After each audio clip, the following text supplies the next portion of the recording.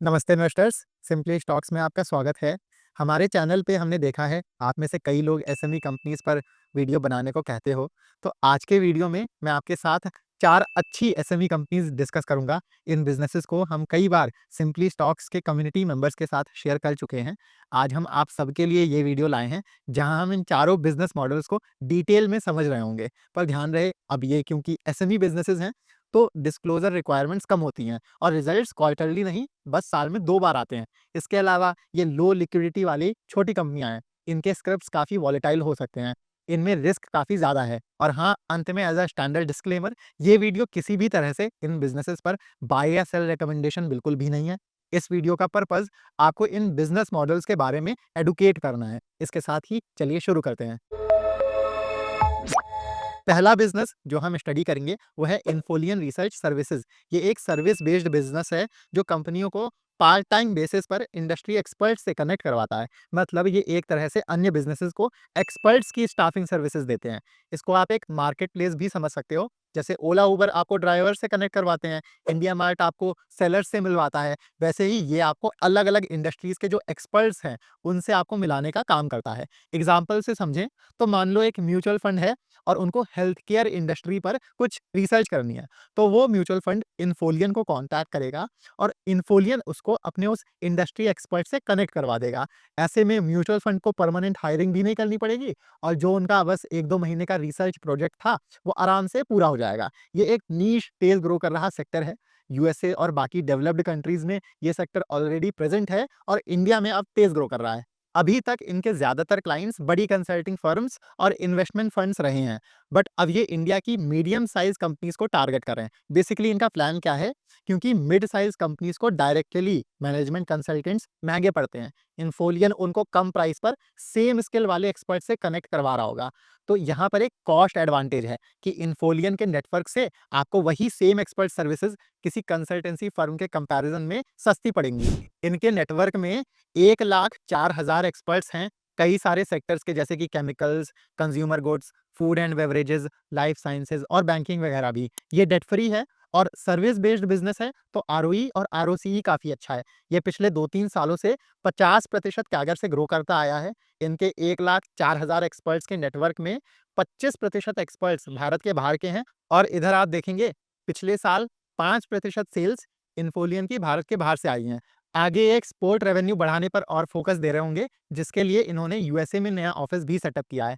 Valuation की बात करें तो इन्फोलियन अभी 36 के पीई पर ट्रेड कर रहा है। अगर इस साल यानी कि हम FY26 के लिए इनकी टॉप लाइन और बॉटम लाइन दोनों में 40% भी ग्रोथ लेकर चलें, तो इनका इस साल का अंदाजन नेट प्रॉफिट 17 करोड़ रुपए निकल कर आता है, जिसके बेसिस पर इनका 1 ईयर फॉरवर्ड पीई 26 बनता है। तो भले इन्फोलियन साइज में छोटा है, पर ये एक अच्छा नीश सर्विस बेस्ड बिजनेस मॉडल है जिसे आप स्टडी कर सकते हो। अगला एसएमई बिजनेस जो हम स्टडी करेंगे वो है GSM foils. GSM pharma companies के लिए दवाई के जो पत्ते होते हैं ऐसे, उन्हें बनाने का काम करती है। कोई हाई फाई बिजनेस नहीं है, आसान सा मॉडल है। ये पत्ते एल्यूमिनियम से बनते हैं, तो एल्यूमिनियम जीएसएम का रॉ मटेरियल रहता है। इनके पास 65 से 70 फार्मा कंपनीज का कस्टमर बेस है जिनके लिए ये ब्लिस्टर फॉइल्स और एल्यूमिनियम फॉइल्स बनाते हैं। इनका मार्केट कैप अभी काफी कम है, 300 करोड़ के अराउंड। पर एक बात जो मुझे जीएसएम में काफी अच्छी लगी है कि इतने छोटे बेस पर भी इनका मैनेजमेंट इन्वेस्टर्स के साथ कॉन कॉल्स कर रहा है और इन्वेस्टर प्रेजेंटेशंस निकाल रहा है, और वो भी क्वार्टरली बेसिस पर। जब Q4 यानी कि आपका मार्च क्वार्टर खत्म हुआ था, तो जीएसएम के मैनेजमेंट ने कॉन कॉल में इस साल के लिए 200 से 250 करोड़ की सेल्स का गाइडेंस दिया था। इनकी पिछले साल सेल 134 करोड़ की रही थी।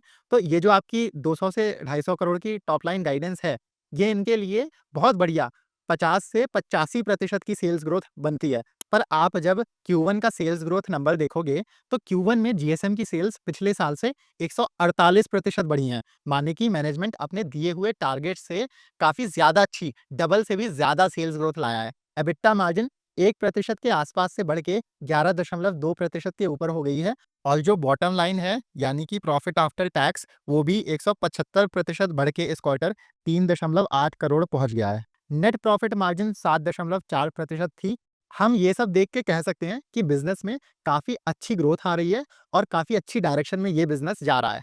तो हम ये 50 से 85% की गाइडेंस के हिसाब से जीएसएम का बुल और बेयर दोनों केसेस के लिए वैल्यूएशन निकाल लेते हैं। आप इस टेबल में देखोगे तो पिछले साल नेट प्रॉफिट मार्जिन 7.2% थी और नेट प्रॉफिट 10 करोड़ रुपए रहा था। FY26 के अंदाजों के लिए हम एबिटा और नेट प्रॉफिट मार्जिन्स वो लेंगे जो Q1 में रही हैं। तो इस हिसाब से 50% सेल्स ग्रोथ पर सेल्स बनी 200 करोड़ रुपए और नेट प्रॉफिट हुआ 15 करोड़। और अगर 85% सेल्स ग्रोथ आ जाती है तो नेट प्रॉफिट होगा 19 से 20 करोड़ के आसपास। और ये तो हम बस 85% के अंदाजे ले रहे हैं। Q1 में तो सेल्स ग्रोथ 148% रही है। तो भले अभी पीई 30 से 31 चल रहा है जीएसएम का, पर इस साल के गाइडेंस पर 1 ईयर फॉरवर्ड पीई इस बिजनेस का बेयर केस में 20 और बुल केस में 16 निकल कर आता है। अब रिस्क क्या है जीएसएम में जिनका आपको ध्यान रखना है कि ये लो मार्जिन कमोडिटी बिजनेस है। माने कि जीएसएम प्रोडक्ट में वैल्यू एडिशन या इनोवेशन नहीं कर रहा है, इनका साधारण सा प्रोडक्ट है। ऐसे में अगर एल्यूमिनियम प्राइसेस बढ़ते हैं तो इधर मार्जिन प्रेशर देखने को मिल सकता है। दूसरा रिस्क है कैश फ्लोज का। इधर आप देखोगे तो इनको अपने कस्टमर से, यानी कि जिन फार्मा कंपनियों को ये स्ट्रिप सप्लाई करते हैं, उनसे पैसे आने में 3 महीने तक लग जाते हैं। माने कि इस बिजनेस में पैसा काफ़ी अटकता है, क्योंकि आपकी जितनी बड़ी फार्मा कंपनियाँ हो गई या जितनी बड़ी कंपनियाँ हो गई इन जनरल, वो बिजनेस तो भले आपको अच्छा लाके दे देंगी, पर पेमेंट टर्म्स हो गए या प्राइसिंग हो गई, इनके साथ इसकी दिक्कत रहती है। इसके लिए मैनेजमेंट के प्लान्स हैं कि फ्यूचर में वो मिड साइज़ फार्मा कंपनीज़ को टारगेट कर रहे होंगे। वो कुछ हद तक इनके रिसीवेबल साइकिल बेहतर करने में मदद करेगा। इनके पास फिलहाल महाराष्ट्र के वसाई में लगभग 8,000 स्क्वायर फीट एरिया की मैन्युफैक्चरिंग फैसिलिटी है और इनका पिछले हफ्ते ही अपडेट आया है कि फ्यूचर एक्सपेंशन के लिए इन्होंने अहमदाबाद में एक नई लैंड रेंट पर ली है, जहां ये 17,000 स्क्वायर फीट कारपेट एरिया का नया प्लांट लगा रहे होंगे। इनका वसाई प्लांट अभी 65 से 70% कैपेसिटी यूटिलाइजेशन पर चल रहा है और अहमदाबाद प्लांट 6 से 7 महीनों में रेडी हो जाएगा। तो हमारे पास जीएसएम के ग्रोथ प्लान्स पर अच्छी क्लैरिटी है। अब देखिए, कोई माइक्रो कैप या एसएमई बिजनेस कितना ही अच्छा क्यों ना हो, जितने भी अच्छे वैल्यूएशन पर आपने परचेज किया हो, पर आप उसे लेकर पैसिव इन्वेस्टिंग बिल्कुल भी नहीं कर सकते हो। और सिर्फ माइक्रो कैप और एसएमई ही नहीं, स्मॉल कैप कंपनीज में भी ये बाय और फॉरगेट अप्रोच नहीं काम करता है। कई लोग बोलते हैं कि वो कोई कंपनी लेके 2-3 साल के लिए छोड़ देते हैं या वो लॉन्ग टर्म इन्वेस्टर हैं। तो ये सब भी स्मॉल कैप्स और एसएमईज में नहीं काम करता है। इसका कारण क्या है कि यहाँ चीज़ें बहुत स्पीड से होती हैं। जब आपने उसे लिया होगा तब वो बिज़नेस अच्छा कर रहा होगा, पर कल को अगर रिज़ल्ट्स बेकार आए या अगर कुछ बिगड़ा तो आपको तुरंत प्रॉफ़िट बुक करके निकल लेना है, या अगर आप लॉस में हो तो जितना कैपिटल बची है आपको उसको प्रोटेक्ट करना है। पर दिक्कत क्या आती है रिटेल इन्वेस्टर्स के साथ कि उनको पता ही नहीं चलता है कि कब किस कंपनी के रिज़ल्ट्स आ रहे हैं, और पता भी चल जाए तो ये समझ नहीं आता है कि रिज़ल्ट्स को स्टडी कैसे करें। और तो और इतनी सारी कंपनियाँ मार्केट में 5,000 के आसपास, तो किस-किस को स्टडी करें, किस-किस को ट्रैक करें। तो इसलिए हमने सीरियस इन्वेस्टर्स के लिए एक पर्सनल कम्युनिटी बनाई है, जहाँ हम एसएमई, माइक्रो कैप से लेकर मिड कैप, लार्ज कैप्स 200 से ज़्यादा अच्छे-अच्छे बिज़नेसेस को क्लोज़ली ट्रैक करते हैं। उनके business model, valuation, risk factors, कैसे रिज़ल्ट्स आए हैं, सब पर डिटेल में डिस्कशन होता है। यहाँ हम अपना पोर्टफोलियो भी शेयर करते हैं और वन ऑन वन आपके सारे डाउट्स भी क्लियर करते हैं। हाँ, लेकिन हम किसी भी कंपनी पर बाय सेल कॉल्स नहीं देते हैं, हम सेबी रजिस्टर्ड नहीं हैं। हमारा काम सिर्फ आपको सही और पूरी इन्फॉर्मेशन देना है कंपनीज़ पर। अगर आप इंटरेस्टेड हैं, तो आप इस नंबर पर व्हाट्सएप कर दीजिए, वरना इसी का हमने डिस्क्रिप्शन में लिंक भी दिया हुआ है। आप उस लिंक से हमें मैसेज कर सकते हैं। और याद रहे, ये एक पेड कम्युनिटी है, जिसकी महीने की फीस बस ₹850 है। मतलब आपको बस ₹850 में हर महीने इतने सारे अच्छे-अच्छे बिज़नेसेस पता चलते रहेंगे। इसमें 2 प्लान्स हैं, ₹6,000 का 6 महीने के लिए और ₹10,000 का साल भर के लिए। 6 महीने वाले प्लान में आपका महीने का रेट ₹1,000 पड़ेगा और साल भर वाले में आपको मंथली रेट बस ₹850 पड़ेगा। अगर आप इंटरेस्टेड हैं, तो आप नीचे दिए हुए लिंक से हमें कॉन्टैक्ट करके ये कम्युनिटी जॉइन कर सकते हैं। वापस से अपने बिज़नेसेस पर आते हैं। तीसरा बिज़नेस जो हम स्टडी करेंगे उसका नाम है एचओएसी फूड्स। आप ये मेरी स्क्रीन पर देख पा रहे होंगे, ये कंपनी आटे, मसाले, दाल-चावल, तेल वगैरह, मतलब कि किचन आइटम्स को प्रोसेस करने और उनको बेचने के बिज़नेस में है। इनका ब्रांड नेम हरिओम है। कंपनी ये सब आइटम्स किसानों और डीलर से खरीद कर उनकी अपने 2 प्लांट्स में प्रोसेसिंग और पैकेजिंग करती है। इनके खुद के भी स्टोर्स हैं दिल्ली एनसीआर में, जिनके ज़रिए ये अपने प्रोडक्ट्स बेचते हैं। इनके अलावा ये मशहूर कंपनी कंट्री डिलाइट को भी अपना आटा सप्लाई करते हैं, तो वो इनका बी टू बी बिज़नेस हो गया। इनकी लगभग 48 से 50% सेल्स आटे से आती हैं, 24 से 25% के आसपास कंट्रीब्यूशन तेल और दालों का है और 28 से 30% सेल्स मसाले लेकर आते हैं। पैकेज्ड मसाले भारत में अभी एक अच्छा तेज़ ग्रो कर रहा सेगमेंट है। ये सेगमेंट ही कुछ 16% के अगर से ग्रो कर रहा है।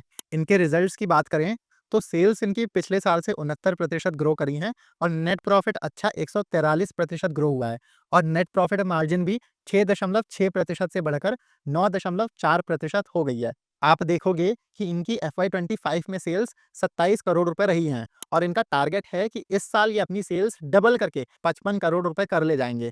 अगर हम मान लें कि मार्जिन्स यही रहेंगे और मुनाफा भी डबल हो जाएगा, तो भले अभी हरिओम का पीई 36 है, लेकिन FY26 के अंदाजन मुनाफे पर 1 ईयर फॉरवर्ड पीई फिर 18 हो जाएगा। इनका बेस बहुत छोटा है, जैसे ये वीडियो शूट होते वक्त इस कंपनी का मार्केट कैप बस 90 करोड़ रुपए था। तो छोटे बेस पर इसमें हाई ग्रोथ अपॉर्चुनिटी है, पर साथ में लिक्विडिटी का रिस्क भी है। एचओएसी सारा का सारा डिस्ट्रीब्यूशन का खेल खेल रहा है। इनके पास अभी 15 स्टोर्स हैं और इस साल ये 10 नए स्टोर्स और खोल रहे होंगे और साथ के साथ ये डायरेक्ट डिलीवरी के लिए अपने D2C ऐप और रिटेल नेटवर्क बढ़ाने पर भी काम कर रहे हैं। एचओएसी के गुड़गांव में 2 प्लांट्स हैं और इन्होंने हाल ही में मध्य प्रदेश के विदिशा में एक जमीन खरीदी है, जहां ये अपना तीसरा यूनिट सेटअप कर रहे होंगे। इसके लिए इन्होंने जुलाई के महीने में इंस्टीट्यूशनल इन्वेस्टर से 10 करोड़ रुपए की फंडिंग भी उठाई है। इसलिए आप इस शेयर होल्डिंग पैटर्न में देखोगे कि प्रमोटर शेयर होल्डिंग 70% से डाइल्यूट होके 62% हो गई है और फ्रेश 2.8% एफआईआई स्टेक और 8.6% डीआईआई स्टेक आई है। मैं देख रहा था ये फंड रेज कुछ 200 से 211 रुपए प्राइस पर हुआ है। जब इतने छोटे बिजनेस में ऐसा फंड रेज होता है तो रिटेल इन्वेस्टर्स को काफी कॉन्फिडेंस मिलता है, क्योंकि ये सब इंस्टीट्यूशंस ड्यू डिलिजेंस के बाद अपना पैसा इन्वेस्ट करते हैं। तो एचओएसी भी एक अच्छा तेज ग्रो कर रहा बिजनेस है, जिसे आप खुद से स्टडी कर सकते हैं। चौथा और आखिरी एसएमई बिजनेस जो हम स्टडी करेंगे वो है यूनी हेल्थ हॉस्पिटल्स। इसको हम पहले भी अपने चैनल पर कवर कर चुके हैं हाल ही में। तो यूनी हेल्थ अफ्रीका के युगांडा में 120 बेड्स और नाइजीरिया में 80 बेड्स कैपेसिटी के 2 हॉस्पिटल्स चलाता है। इसके अलावा इनकी दवाओं, मेडिकल कंज्यूमेबल्स जैसे कि सिरिंजेस, ग्लव्स वगैरह के डिस्ट्रीब्यूशन से भी थोड़ी बहुत सेल्स आती हैं। पिछले साल युगांडा का इनके टोटल रेवेन्यूज में 75% कंट्रीब्यूशन रहा है, इंडिया का 16% और नाइजीरिया का बस 7.7%। नाइजीरिया का कंट्रीब्यूशन ज्यादा रहता था, पर वहां की करेंसी का डिवैल्यूएशन हुआ है, उसका आगे भी कुछ होना नहीं है और ये धीरे धीरे वहां से एग्जिट भी ले रहे होंगे। तो हम ये कह सकते हैं कि यूनी हेल्थ का जो मेन बिजनेस है वो अभी बस युगांडा के 120 बेड्स कैपेसिटी वाले हॉस्पिटल से चल रहा है। तो यहाँ प्लस पॉइंट क्या है कि इनका बेस बहुत छोटा हो गया और ये तेजी से एक्सपैंड कर रहे हैं। ये इस साल कुल 350 बेड्स के 3 नए हॉस्पिटल्स स्टार्ट कर रहे होंगे। इसमें 60 बेड्स कैपेसिटी का हॉस्पिटल मुंबई में आएगा, 190 का नासिक में और 100 बेड्स का एक अस्पताल ये तांजानिया ईस्ट अफ्रीका में ला रहे होंगे। मतलब कि बस एक ही साल में इनकी कैपेसिटी 120 से सीधा 3 गुना बढ़कर 470 बेड्स की हो जाएगी। फिर यूनी हेल्थ का अगले 3 सालों में इसी 470 बेड्स कैपेसिटी को डबल करके 1000 बेड्स करने का टारगेट है। अगर मैनेजमेंट इन प्लान्स पर एग्जीक्यूट कर ले जाता है तो छोटे बेस पर Uni Health back to back बहुत अच्छी बिजनेस ग्रोथ ले आएगा। अगर हम इनकी ग्रोथ निकालें तो अगले 3 से 4 सालों के लिए 75 से 100% कैगर की जबरदस्त वॉल्यूम ग्रोथ बनती है। मुझे इनकी कॉन्फ्रेंस कॉल काफी इंटरेस्टिंग लगी है। इनका मैनेजमेंट अपनी स्ट्रैटेजी को लेकर काफी क्लियर, काफी फोकस्ड है। आप देखोगे कि अपोलो, सह्याद्री जैसी बड़ी और मशहूर हॉस्पिटल चेन्स 200 बेड कैपेसिटी से ऊपर के हॉस्पिटल्स चलाते हैं। उनके अस्पताल बड़े होते हैं, वहां डॉक्टर के नाम से ज्यादा लोग ब्रांड पर भरोसा करके जाते हैं। पर इनका 50 से 175 बेड्स की रेंज में छोटे हॉस्पिटल्स खोलने का टारगेट है, जहां ये पेशेंट को थोड़ा पर्सनल टच के साथ ट्रीटमेंट और केयर दे रहे होंगे। ये आपको बड़ी हॉस्पिटल चेन्स में नहीं मिलेगा, तो ये इनका एक बड़ा यूएसपी रहेगा। तो यूनी हेल्थ मुझे एक छोटे बेस पर एक काफी हाई ग्रोथ मॉडल लग रहा है, इसे आप खुद से स्टडी कर सकते हैं। ये अभी बस 16-17 के पी पर ट्रेड कर रहा है और मैं देख रहा था इनका मैनेजमेंट हाल ही में कई वेल्थ मैनेजमेंट कंपनीज के साथ बैक टू बैक मीटिंग्स करता आया है। तो शायद इस बिजनेस में भी हमें आगे इंस्टीट्यूशनल पार्टिसिपेशन बढ़ता हुआ दिख सकता है। अब आप मुझे कमेंट्स में बताओ कि आपको ये एसएमई बिजनेसेस कैसे लगे हैं। बाकी अगर आपका एसएमईज और माइक्रो कैप्स में ज़्यादा इंटरेस्ट है तो आप सिंपली स्टॉक्स की कम्युनिटी भी ज्वाइन कर सकते हैं, उसका आपको डिस्क्रिप्शन में लिंक मिल जाएगा। साथ में अगर आपको ये वीडियो पसंद आया है तो इसे लाइक ज़रूर करिएगा। ऐसी वीडियोस बनाने में काफ़ी मेहनत लगती है, टाइम जाता है। आप सपोर्ट करोगे तो हमें और मोटिवेशन मिलेगी। साथ में आप हमारे चैनल सिंपली स्टॉक्स को भी सब्सक्राइब कर सकते हैं। मिलते हैं अगले वीडियो में। Happy investing.